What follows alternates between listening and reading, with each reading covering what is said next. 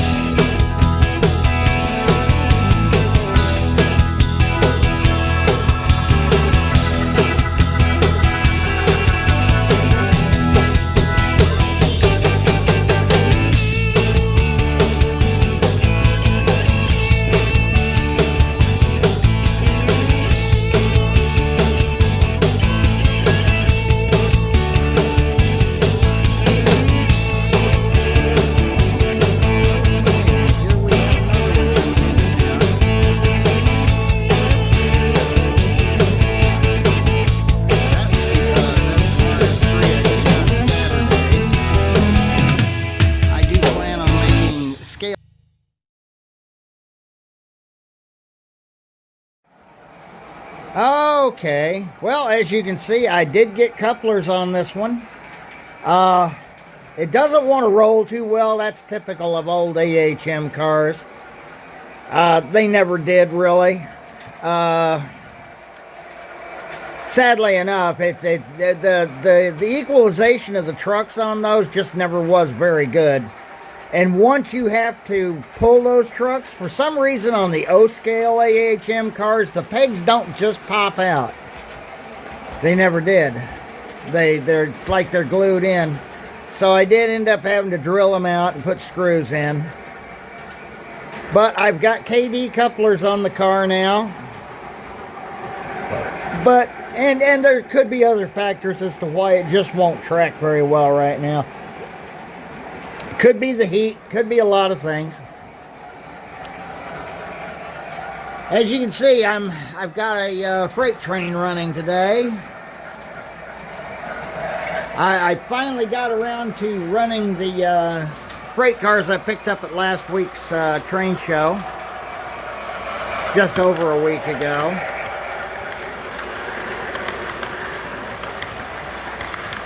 I only got, like, I guess four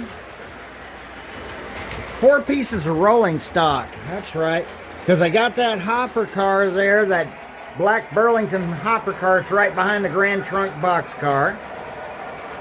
That's an MTH. I got that L&N box car and got the frame for that for $1.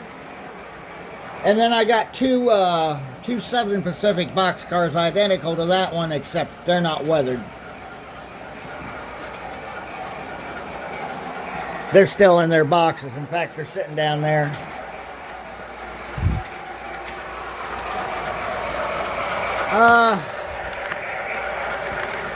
Well, that was the last show of our season.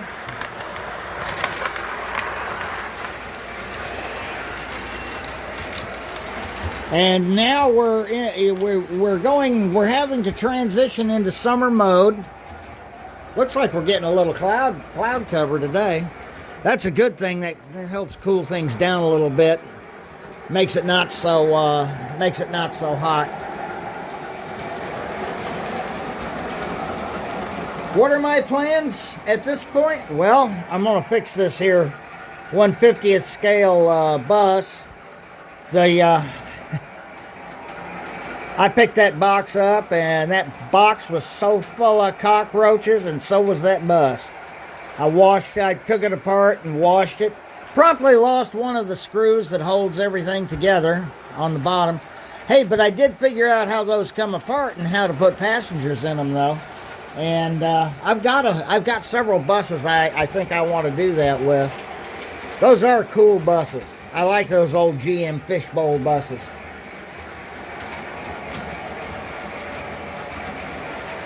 I haven't decided what I'm going to do with those with these two box cars yet. Whether I'm going to sell them or keep them and maybe change the road numbers on them. I may just change the road numbers on them and I'll have two more box cars. That's that much more rolling stock that I probably really don't need. Speaking of my rolling stock and MTH, turns out that all four of my Streamline passenger cars are not Williams. Even though they were in Williams boxes, they are not Williams. They are MTH cars that were stuck in Williams boxes. I'm not upset about that. I'm not mad about it. I'm kind of glad they're MTH cars because I like the MTH cars, well, every bit as well, if not better than the Williams cars. So I thought, what the heck? Okay. But I just happened to turn the car over because all this time I was assuming they were Williams. I guess I was wrong. I'm just out here running a train here. After the show on Saturday the 17th, on the 18th, you know, I got up, I mowed the lawn, front and back.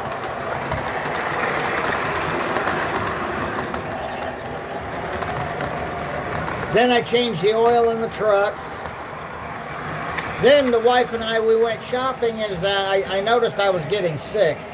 I was sick Sunday night, all day Monday, a good chunk of the day that Tuesday, last Tuesday.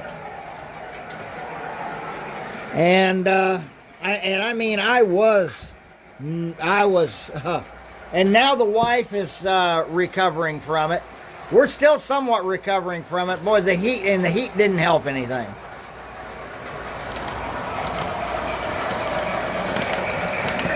So,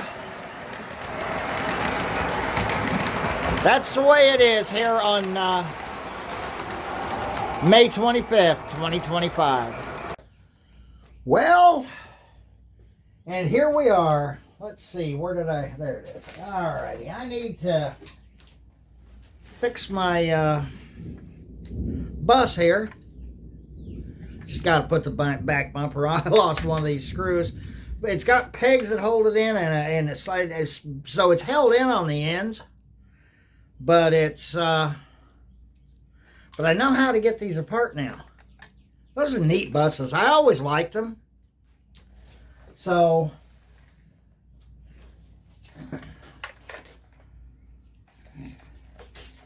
vehicles on a model railroad are important, regardless of the era that you model. Having vehicles on your model railroad is important.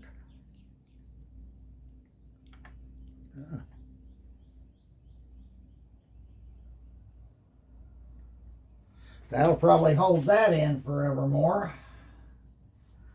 Now, getting this apart might be a real trick if I was going to want to put figures in it. Okay. All right, now we'll get that, and hopefully that super glue will hold that bumper on forever.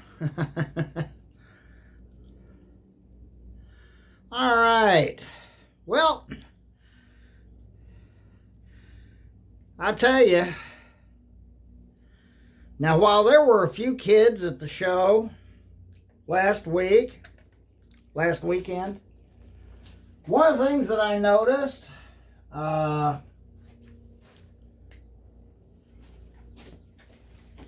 they weren't really at our show. Most of them were at the so-called car show next door. You know, if that was a real car show, you probably didn't have to pay $10, $15, $30 per person to get in. I'll tell you, they really hammer you on some of these so-called car shows these days. I had to work security at a car show not long. I guess it was last year sometime. It was and it turned out to be nothing but a hip hop event. There weren't any cars there, and they were charging people $30 a head to get in. And then if you needed to park your car, that was another $30. So, you know, some people were making some serious bucks. And say what you want about the black community, they are a free enterprise community. I will give them that. I'll give them that.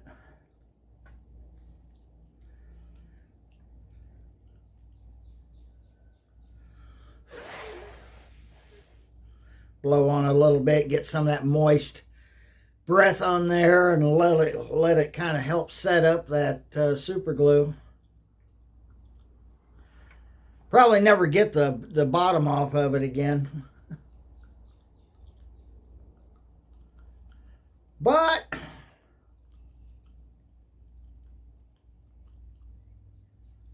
yeah, it's starting to harden up now. All right. Anyway,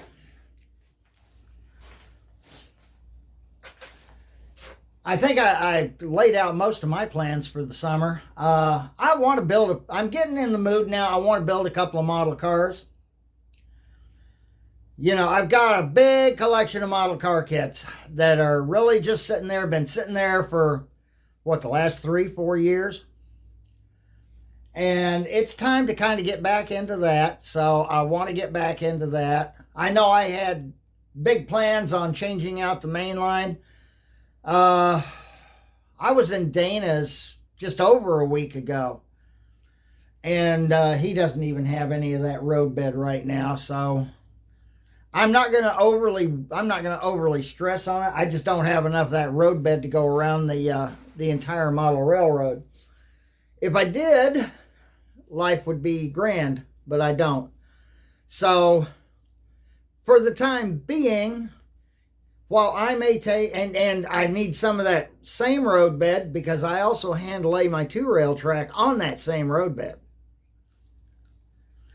You can't get cork anymore unless you run into somebody that just happens to have a stock of it. So, and you know, here's the sad thing. I had a chance to buy 2 boxes, complete boxes of O-scale cork roadbed from Midwest, you know, from Midwest. It was some of that Midwest cork roadbed. It's nice roadbed. I've used it before. I had a chance to buy 2 boxes of that, $25 a box. A couple of shows, a couple back about January, February.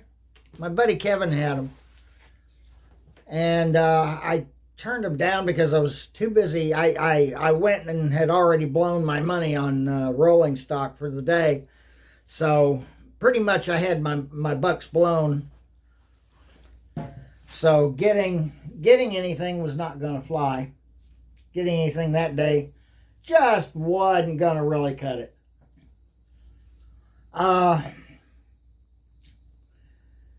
Or I'd have enough roadbed. You can't, like I said, you can't get the cork roadbed anymore. And believe it or not, that Woodland Scenics roadbed works fine for taking and both laying, you know, prefab track and hand laid track on. So I don't really have a problem with it. One of the things that so I mean, I still have plans on building that little switching layout. And I could, you know, essentially end up with extensions on the end of that as well. Because that stuff does come up on various jobs that I work once in a while. and it's being thrown away. And it can be anywhere from 2 feet long to, well, 8 feet long. So, getting your hands on some is great. So I do kind of have plans on doing that. I might bring you along with me building a couple of model cars and show you how I do that, because I am a car guy.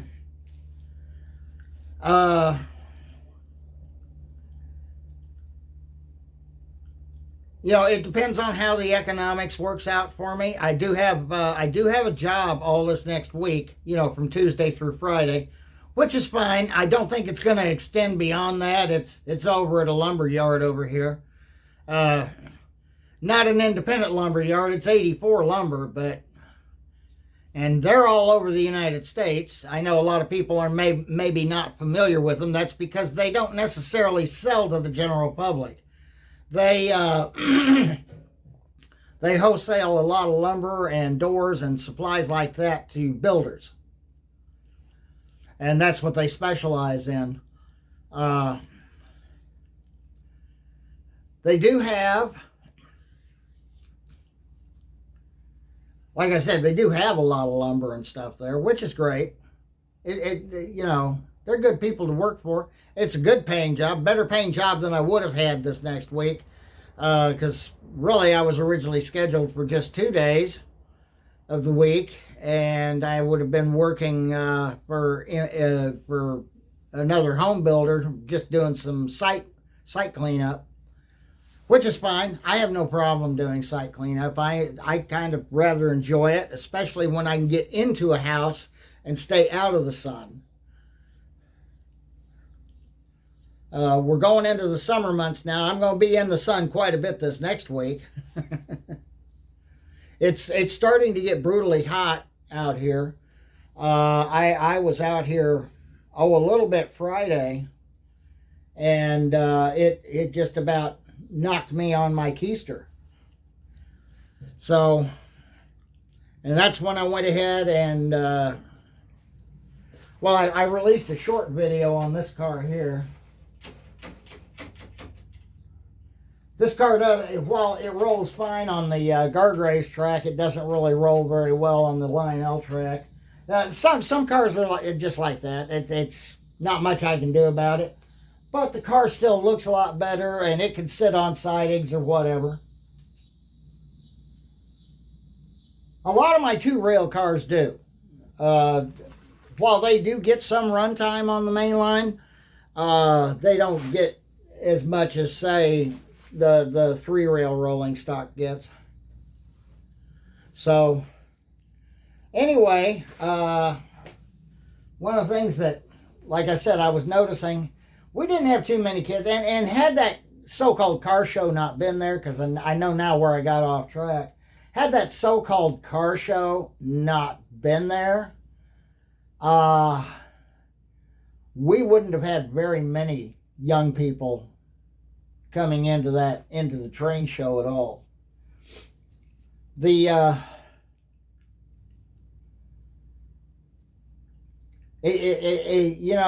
People are wondering, is it a dying hobby? Well, let's face the facts, people. We're in a dying world.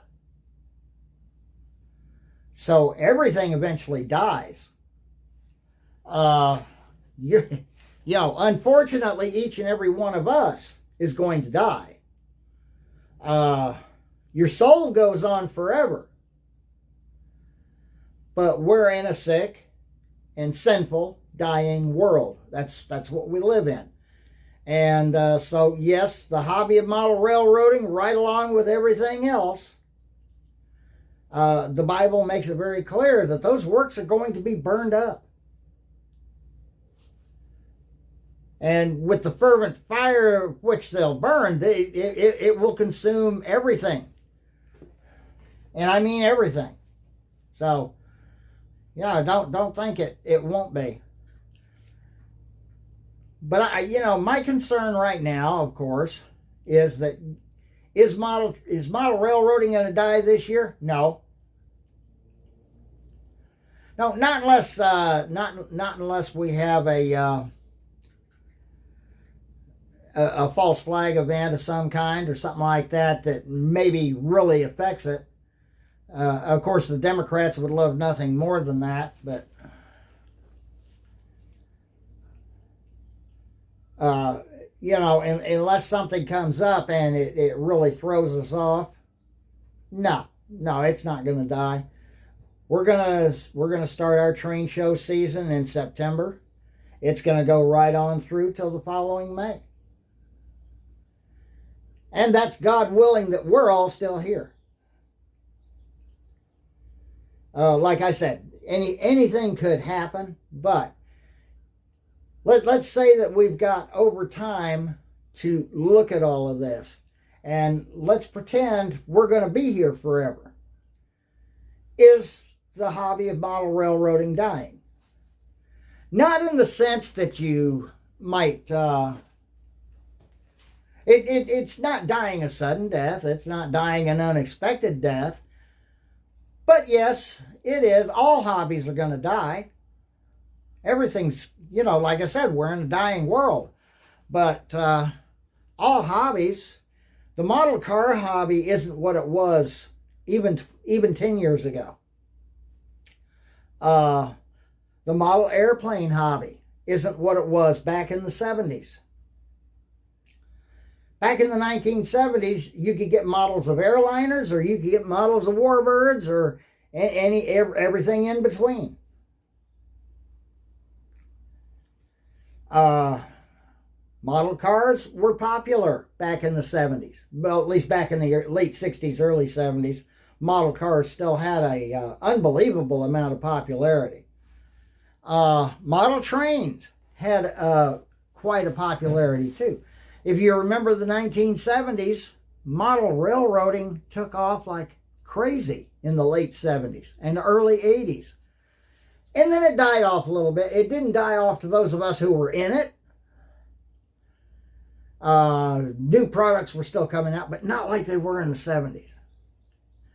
I remember when Model Die Casting brought out their HON3 locomotive kit for $39.95. Before that, the nearest thing you had to a kit was probably $125, $150, and that was the brass Chemtron C16 Shay, or C16 consolidation. I think there was a Shay kit also. Keystone Locomotive Works had their Shay, their HO and HON3 Shay. With a Shay, it doesn't matter. It can be narrow gauge, it can be standard gauge. They were all built on the same frame. So it didn't matter, whether you put narrow gauge trucks under it or standard gauge trucks. It's however it was ordered from Lima.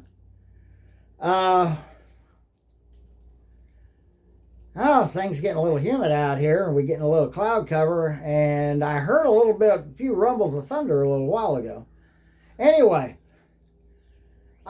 much of that stuff is unavailable now. The paint we had back then, Floquil. Floquil had every railroad color under the sun. Floquil had every weathering color under the sun. You had everything you could imagine at your fingertips. Detail parts. You had detail parts out the yin-yang. You can still get detail parts today, but gosh, the shipping on them is so high.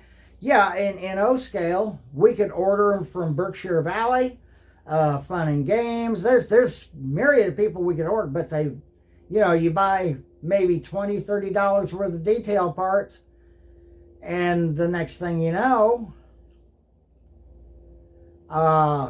you gotta pay another $30, $40, $50 in shipping. Yeah, well, that ain't gonna cut it, people. That shipping needs to get back down where it was. They say a lot of people got wealthy and got fairly well off just selling on eBay. Buying and selling on eBay a lot of the time. Yes, they did. There's still people that can pull that off today. I used to sell on eBay. I used to buy train collections around here and turn around and sell the pieces individually on eBay, and And then I'd also pack lots together on some of it, especially the rolling stock, and I'd move that stuff on out. I might pay $200 for a collection and make nearly $1,000 off of that. And that was like 2003, 2004, 2005. I was making some good money in those days. I certainly can't complain about that.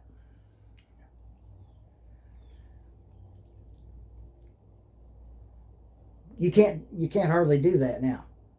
You can, I mean, there's people that can, but you've got to have such an ungodly amount of money to do it with. And it's near impossible these days. Oh, but such is life. Yes, it is a dying hobby. I know, you've got all the details. The thing of it is, every time the hobby comes, leaps and bounds like that, yeah, it appears like you've got a boom, but that boom is dying off because our age group that's generally involved in it is dying off. And the younger generation, while you've got a few getting into it, you've got fewer getting into it today than you did 20 years ago. 40 years ago. You see, I used to go to Caboose Hobbies in Denver when I lived there. And I'd go into Caboose Hobbies. And I was a fairly young gun then. I was 19, 20 years old. I was getting ready to turn 21. And gosh, you'd see kids in there younger than me that were building kits better than I could build them. Seemed like nobody could switch to HO fast enough in those days. O-scale, and they tried getting me into O-scale back in back about 1978. The guys at Caboose Hobby were telling me, hey, listen, you want to go O-scale or ON3 or whatever? I think, yeah, but the money. I didn't have that kind of money. Even then, I didn't have that kind of money. And I look back on that now, I'm thinking, sheesh. I should have. But would I have bitten the bullet enough and stuck with it? Because I've gotten in and out of it so many times since. But there were a lot more kids involved in it in those days. And anyway, as I said in the news earlier, found out all my Streamline passenger cars are MTH. So I sold off the other my Pennsylvania Streamline train. I was able to finally sell that. I have one K-line coach, heavyweight coach. Yeah, it's beautiful. And I have one Williams heavyweight coach, which is also beautiful. They're nice looking cars. All the cars I have now are 18-inch cars. The old Williams cars I had were 15-inch cars. That dining car I had that I had gotten from my buddy Kevin, I don't know if he's even still got it or not, but the car was valuable enough that I could not afford to purchase it. Because that's a car that typically goes up in on eBay it'll go anywhere from depending on its condition from $180 to $240 for the car. Trains spelled with a Z will typically price it at around $200 or better. That one car, one K-line passenger car. So. And it's aluminum. It's beautiful. Their cars are absolutely gorgeous. Wish I could afford them. I'm lucky to have the MTH cars I got, and I got those at a heck of a price. So I can't complain. Another thing that's in the news, if you pick up the latest issue of Model Railroader magazine, One of the featured layouts for June 2025 is Norm Charbonneau's Northbrook layout. It's a beautiful article. I'll tell you what, it appears that that the people that bought out Model Railroader, they are doing a little better on the articles than what was happening under Calmback Publishing. So, yeah, I'd say let's go ahead and give them a chance. I've been buying Model Railroader, pretty constantly for the last few months anyway, since this new outfit took over. And I'm kind of happy with it for the most part. But when I saw Norm's beautiful 3-rail O-scale layout in there, I really couldn't. I just had to have it. I found that last Sunday at our Publix store when the wife and I went grocery shopping. I didn't get a chance to read the article until a few days later, but now I got the stats on the layout and everything that you don't typically get watching Norm's trains on YouTube. I do know that his curves. Now his minimum radius curve is 45 inches, which is an 090.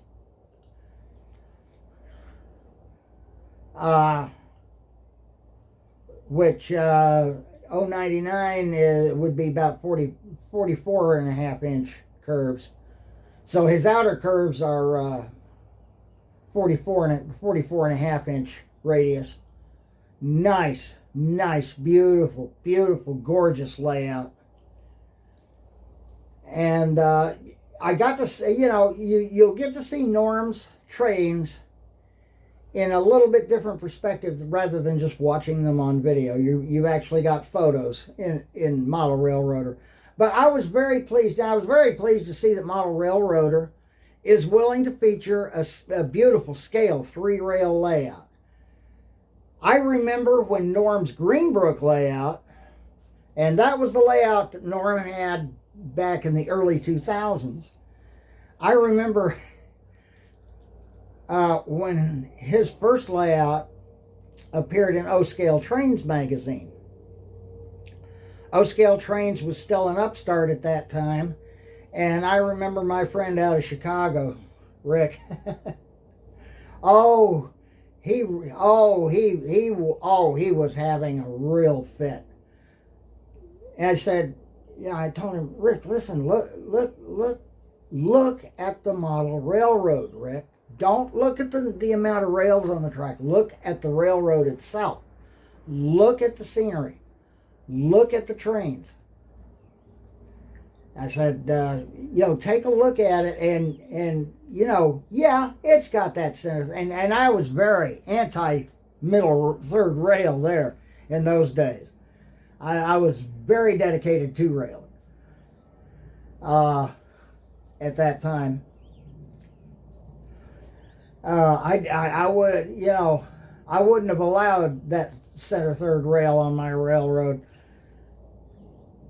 One of these days we'll talk about why I did go 3-rail eventually. But we want to, you got to understand, I had my reasons for, but it's like I said, the layout was beautiful. And it rivals the scenic elements. It rivaled the scratch building credits and the building credits of any O-scale.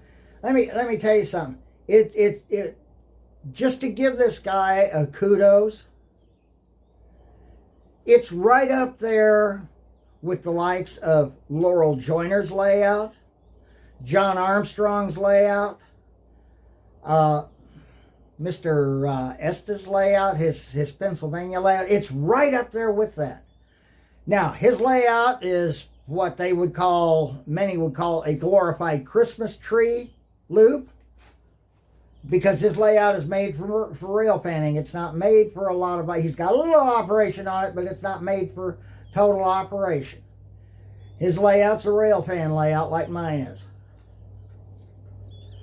A lot of us, we don't have a lot of room to, and Norm is no different than the rest of us.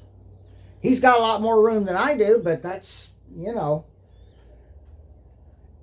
he's done a beautiful job on his layout, and he should be congratulated for being in the pages of Model Railroader magazine. And with all that being said, you know, let's keep the sunny side up, and let's do some happy railroading. Let's run some trains. And until next time, happy railroading.